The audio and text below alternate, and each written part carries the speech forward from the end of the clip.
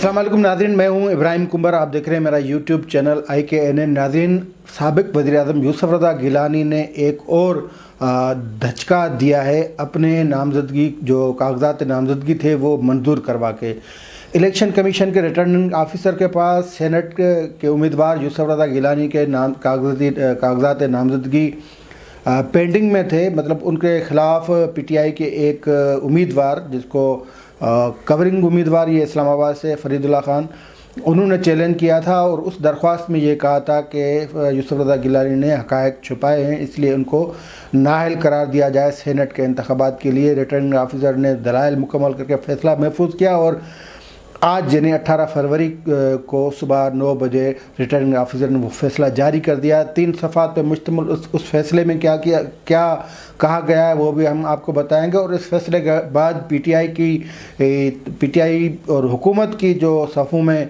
क्या खलबली है, क्या परेशानी है, क्या परेशानी का आलम है और क्यों है परेशानी, ये वो सब असबाब जो हम बताने की कोशिश करेंगे आज की इस वीडियो में। लेकिन उससे पहले जिन दोस्तों ने चैनल को सब्सक्राइब नहीं किया वो सब्सक्राइब करें, बेल आइकन को क्लिक करें। अगर वीडियो पसंद आए तो शेयर करें, कमेंट्स ज़रूर करें ताकि आपके कमेंट्स हम तक पहुँचे और हम कोशिश करें कि अच्छे से अच्छे प्रोग्राम आप तक पहुँचा सकें। तो यूसुफ रज़ा गिलानी वफाकी दारुल हुकूमत इस्लामाबाद से सेनेट के उम्मीदवार हैं और वो PTM के मुश्तरका उम्मीदवार हैं।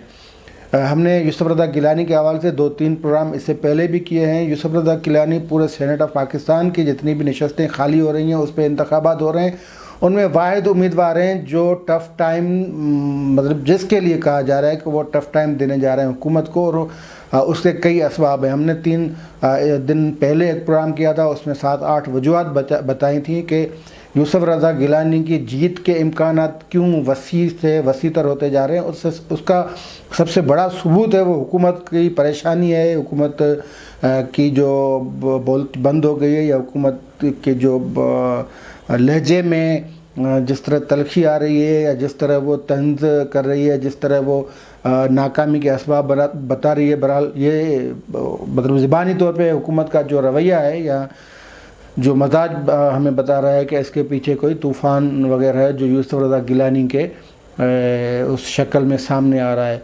असल बात यह है कि हुकूमत को डर ये है कि यूसुफ रज़ा गिलानी वो कैंडिडेट है जो जिस पे सब मुत्तफ़िक हो सकते हैं। क्योंकि आपको पता होगा कि यूसुफ रज़ा गिलानी जब 2008 में वज़ीर-ए-आज़म बने थे तो वो मुत्तफ़िका वज़ीर-ए-आज़म थे। पाकिस्तान के पहले मुत्तफ़िका वज़ीर-ए-आज़म होने का एज़ाज़ यूसुफ रज़ा गिलानी को, जिसके ख़िलाफ़ कोई कैंडिडेट खड़ा नहीं हुआ। तो उसके बाद जब अब 2012 में खैर इफ्तिखार चौधरी ने अपना वो कानूनी जो जादुई छड़ी थी वो चलाई, किसके कहने पे चलाई, क्यों चलाई, वो सब अब राज नहीं रहा। बहरहाल अब तो इफ्तिखार चौधरी जो हैं साबिक चीफ जस्टिस, वो ख़ुद कह रहे हैं कि भाई वो नाअहल हुआ था, वो कानून के मुताबिक हुआ था और वो मुद्दत उनकी पूरी हो गई है।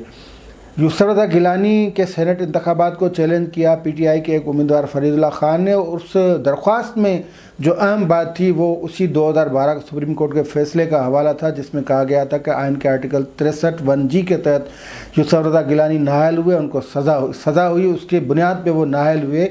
वो बात जो है वो सच या हक़ाइक़ जो हैं वो नामज़दगी फार्म में छुपाए गए, यानी ज़ाहिर नहीं किए गए, बताए नहीं गए।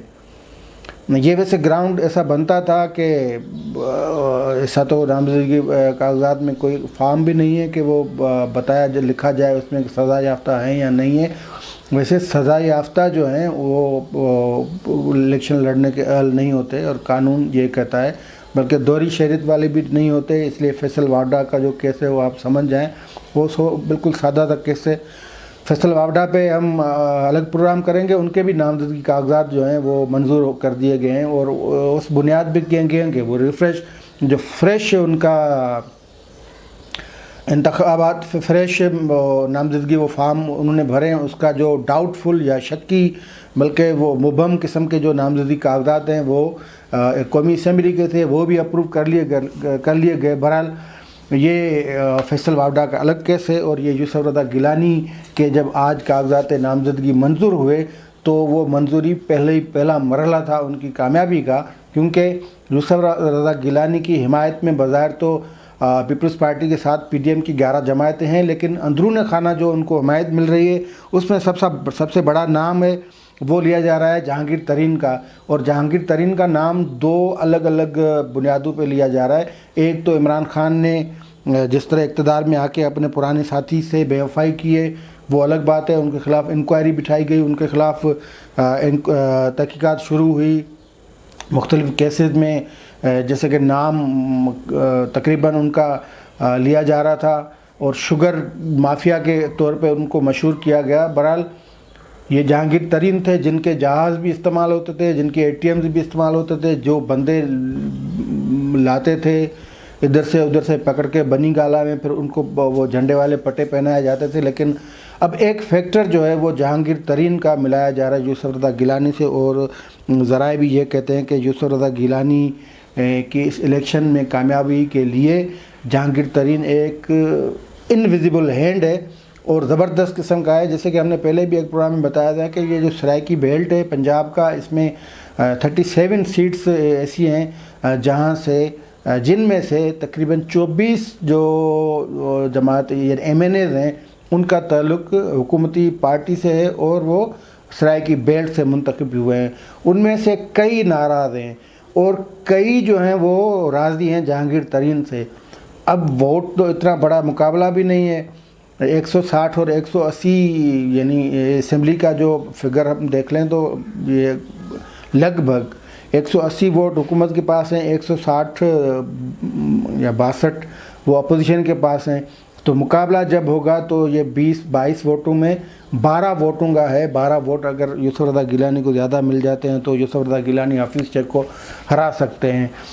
تو پہلی کامیابی نامزدگی کاغذاتوں کی جو منظوری ہے وہ ہوئی ہے یوسف رضا گیلانی کو، اور پہلی شکست یہ حکومت کو ہوئی ہے کیونکہ حکومت بڑے دعوے کر رہی تھی کہ یوسف رضا گیلانی نااہل ہو جائیں گے، انہوں نے یہ کیا وہ کیا، لیکن جو ریٹرننگ آفیسر ہیں وہ ظفر اقبال حسین وہ اپنے فیصلے میں لکھتے ہیں کہ جو کیسز نیب کیسز کا حوالہ دیا گیا تھا وہ کیسز پینڈنگ میں ہیں، تو کسی امیدوار کو پینڈنگ میں پڑے ہوئے کیسز جو ہیں ان کے بنیاد پہ سینٹ انتخابات سے روکا نہیں جا سکتا، اس لیے یوسف رضا گیلانی کو بھی نہیں روکا جا سکتا۔ جہاں تک یوسف رضا گیلانی کو سپریم کورٹ کی سزا کے بعد جو نااہلی کی مدت تھی اس حوالے سے کیس ہے، تو اس میں ریٹرننگ آفیسر نے لکھا ہے کہ یہ جو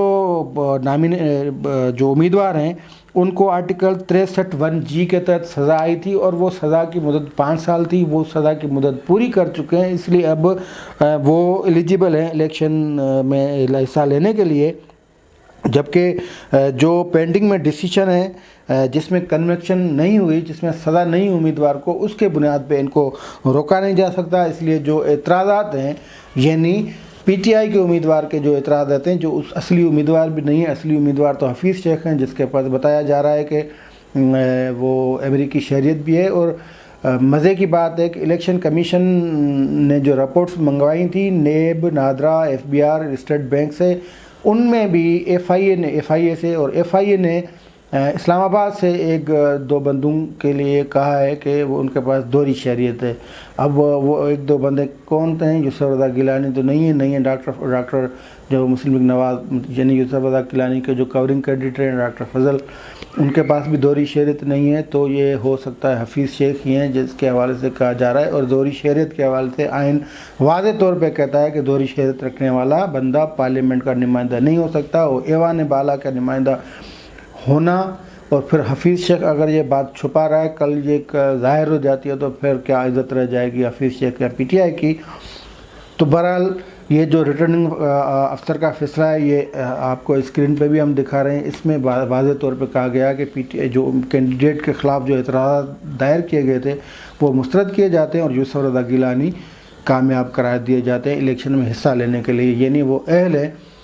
تو یہ ایک پہلا قدم تھا جس میں کامیابی ہوئی ہے، اور باقی فیکٹرز جیسے پہلے ہم نے پروگرام کیا تھا اس میں بھی ہم بتا چکے ہیں کہ جہانگیر ترین والا فیکٹر ہے، سرائکی بیلٹ والا ہے، یوسف رضا گیلانی نے سرائکی صوبے کا یعنی جنوبی پنجاب کا نعرہ لگایا تھا۔ اس کے ساتھ کچھ اندرون خانہ جو ناراض ممبران ہیں PTI کے جو قومی اسمبلی کے، وہ بھی ہو سکتا ہے کہ یوسف رضا گیلانی کو ووٹ دیں۔ GDA کا فیکٹر الگ ہے، اتحادی الگ، دوسرے اتحادی ہیں ان کے ان کا بھی مسئلہ ہے، ہو سکتا ہے کہ وہ اگر ووٹ نہیں دیتے تو ہو سکتا ہے ایبسینٹ کر دیں، خود وہ اس دن اسمبلی میں ہی نہیں آئے، اس صورت میں بھی اسرا گیلانی کے لیے 12 ووٹ لینا مشکل نہیں ہے۔ بہرحال الیکشن کے نتائج تو جس دن سینٹ کے انتخابات ہوں گے اسی دن آئیں گے، لیکن حکومتی چہروں سے آیا ہے کہ وہ اپنی شکست سے پہلے، نتائج سے پہلے ہی تسلیم کر چکے ہیں۔ آج کے لیے اتنا ہی، دیجیے اجازت، اللہ حافظ۔